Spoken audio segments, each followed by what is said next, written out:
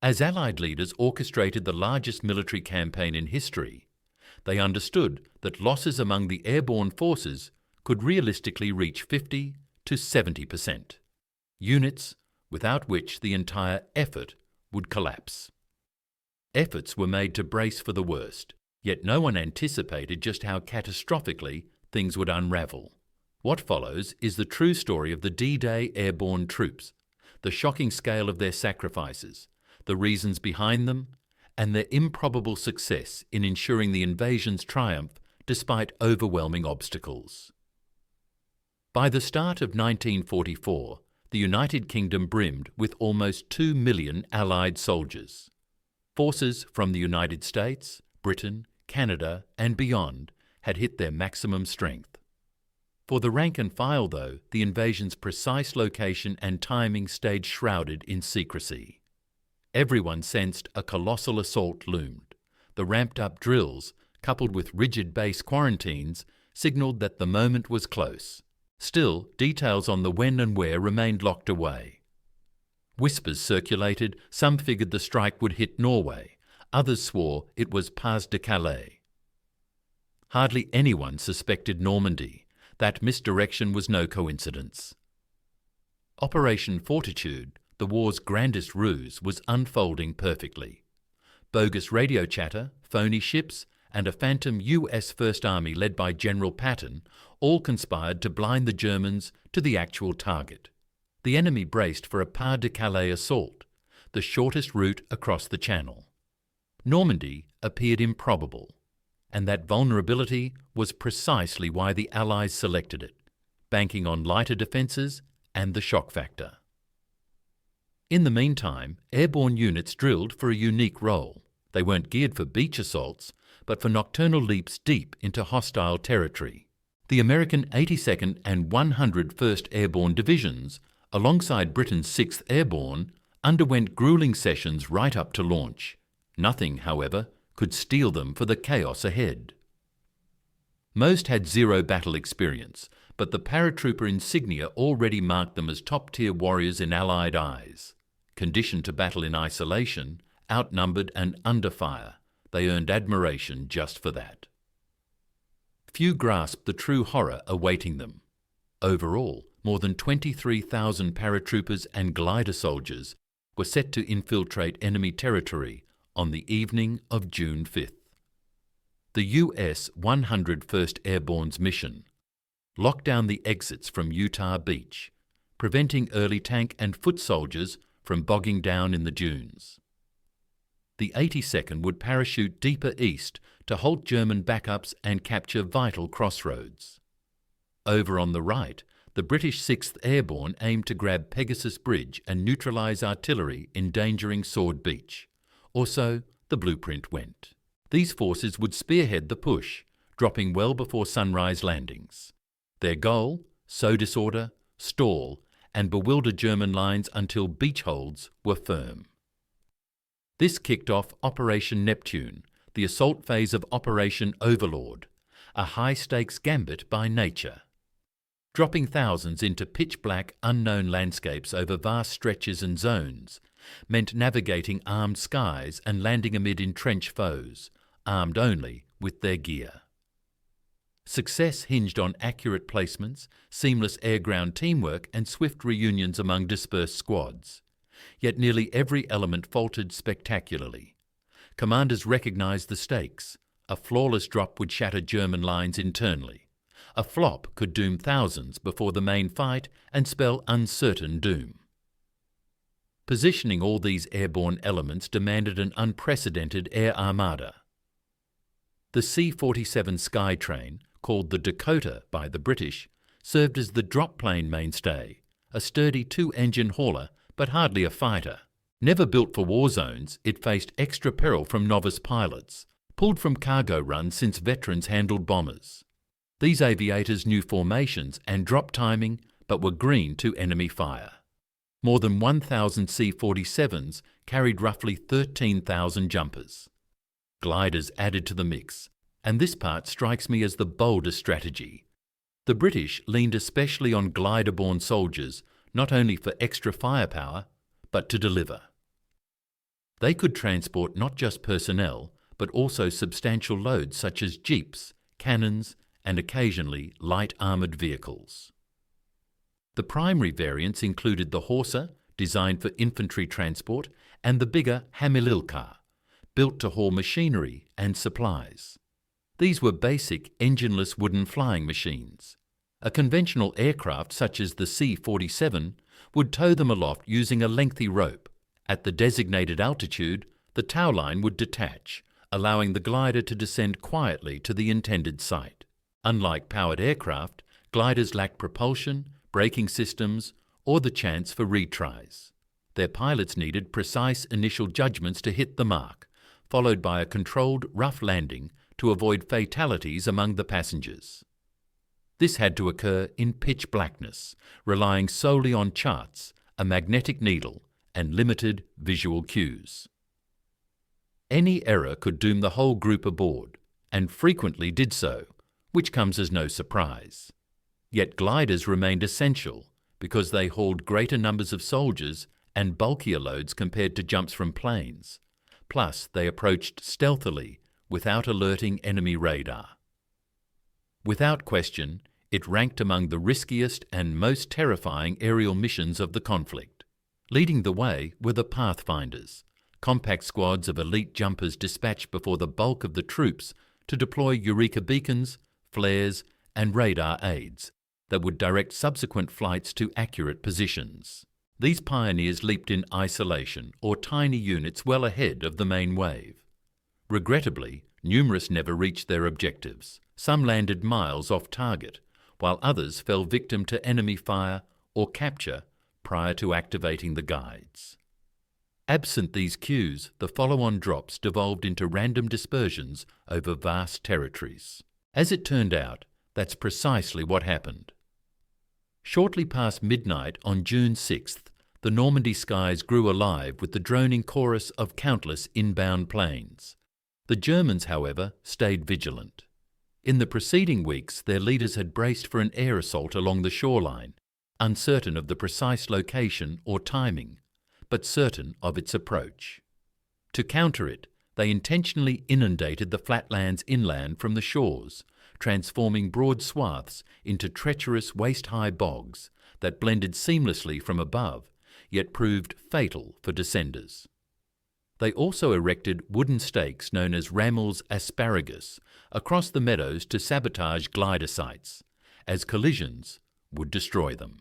Units from Volcom, Jager, Wehrmacht, and select SS Panzer divisions lingered in the vicinity. Although several commanders still anticipated a strike at Kalala, Normandy's fortifications remained primed.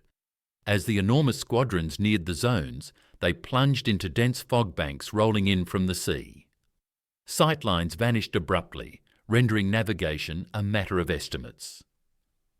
Moments later, enemy flak batteries unleashed a barrage, illuminating the night. Inexperienced aviators, untested in combat skies, shattered their alignments amid the turmoil, with fear spreading fast. Aircraft tumbled from the assault on all sides, plummeting with troops strapped in. Some strayed from paths, others altered heights desperately, since tight groupings offered scant protection anyway. Hatches swung wide, and go signals flashed. Jumpers exited prematurely or belatedly, from excessive altitudes or insufficient ones, and at excessive velocities. The operation dissolved into a disordered mosaic of fractured paths and overlooked aims. For the airborne inside, options were slim. At the signal, they hurled themselves out, most touching down far from their goals. Consequently, more than 75% of the paratroopers ended up at erroneous sites, plenty scattered in tiny bands or solo, hindering swift assembly and coordination. Each carried over 120 pounds of kit. Those spared by the tracers struck the earth forcefully. Fractures and wounds abounded. In the submerged zones, that burden sealed fates. Sadly, hundreds perished by drowning beneath their loads in the waters, and certain units even plummeted into the ocean, necessitating naval extractions. Beams from spotlights and blazes from prior strikes pierced the darkness, gunning down many mid-fall.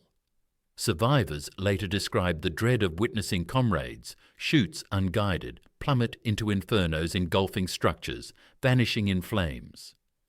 Others snagged on roofs, stakes, branches or wires. John Steele from the 82nd gained renown after dangling from the church steeple, injured and feigning death amid the battle below. A mannequin paratrooper now marks that same chew. The church steeple stands even now as a kind of enduring memorial. Paratroopers who dropped right onto German strongholds were swiftly taken prisoner if fortune was on their side. Numerous records detail the execution of captured soldiers, especially at the hands of the SS.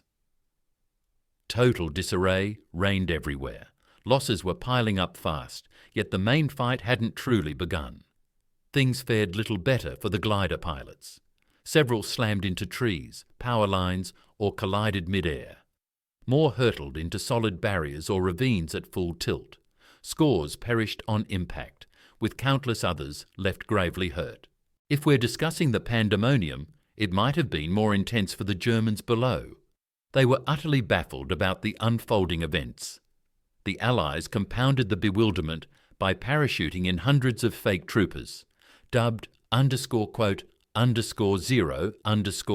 well clear of the actual drop sites. These were full-scale dummies stuffed with hay or gravel. A few came rigged with pyrotechnics to mimic rifle shots or detonate upon landing. The goal was to dupe the enemy forces, luring them distant from the genuine assault areas. And it worked remarkably well. Yet the disorientation cut both directions. Spread thin over the rural landscape in clusters of a pair, a handful, or up to a dozen, the majority of jumpers were clueless about their whereabouts.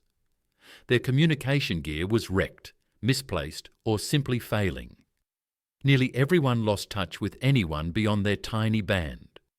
Leadership chains collapsed almost instantly after the descent. Leaders couldn't locate their squads. Platoons missed their targets. Improvised teams sprang up all over the area.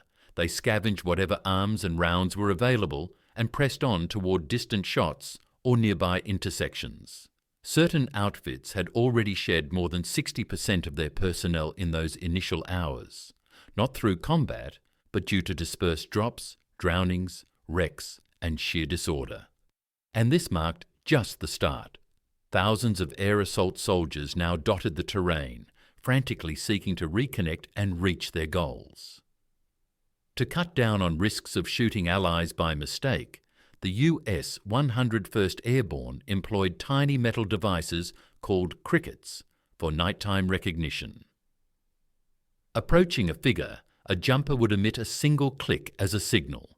The expected reply was 2 matching clicks.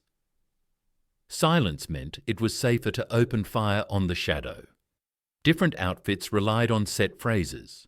One might call out "flash," prompting thunder in response. That signal held for the opening day. Even so, mishaps with friendly fire occurred. As daybreak arrived, squads began coalescing with any comrades they encountered. Despite the odds stacked against them, these airborne forces sprang to life. They set traps, demolished spans, or dug in at key junctions or within structures, clinging on as long as possible. They understood their role was vital to the plan. Failing at their tasks could drive the primary assault back toward the waves. To the east, among the British, the 9th Parachute Battalion aimed to neutralise the Merville gun emplacement, a stoutly defended enemy outpost threatening Sword Beach. More than 600 troops were assigned to the raid, but roughly 150 reached the assembly area. Undeterred, they pressed the attack. They breached the perimeter and wrecked the artillery, enduring devastating tolls in the process. Certain jumpers received aid from local resistance fighters who led them across strange ground or hid the injured. From the enemy's viewpoint, none of it added up. Airborne fighters materialised in scores of spots, striking supply lines, waylaying scouts, toppling bridges. Incoming intel was fragmented and at odds. Commanders struggled to gauge the assault scale or intent. A few suspected a massive airdrop offensive, others dismissed it as mere feinting. Still, That very bewilderment granted precious moments to fortify the coastal footholds. By nightfall on D-Day, some platoons had dwindled to under a quarter of their original numbers. Fighters were absent, hurt, or gone forever. In those opening days, air troop losses topped 8,500. Those who endured battled on for days lacking meals, rest, or fresh supplies. By June 8th and 9th, US ground and tank forces at last connected with numerous airborne elements inland. The landings grew secure and the push started to hold firm. For the paratroopers, though, duties persisted, with most holding the line for weeks. The 101st especially remained engaged in Normandy through early July, far beyond the expected 3-day stint before rotation. With forces so depleted and victory hanging in balance, they served as regular ground troops. Mere months afterward, many of those same veterans leaped once more in Operation Market Garden, facing another trial. A mission that devolved into utter chaos and catastrophe, one we could dive into in the upcoming video if you're interested. Yet the feats they pulled off in Normandy went far beyond mere significance. They severed German supply lines, scrambled the foe's strategies, and secured terrain that was absolutely vital to retain. By being there, they compelled the Germans to fritter away irreplaceable hours. Absent that interference, those beaches might well have crumbled, and heaven only knows what fate the whole endeavour could have met.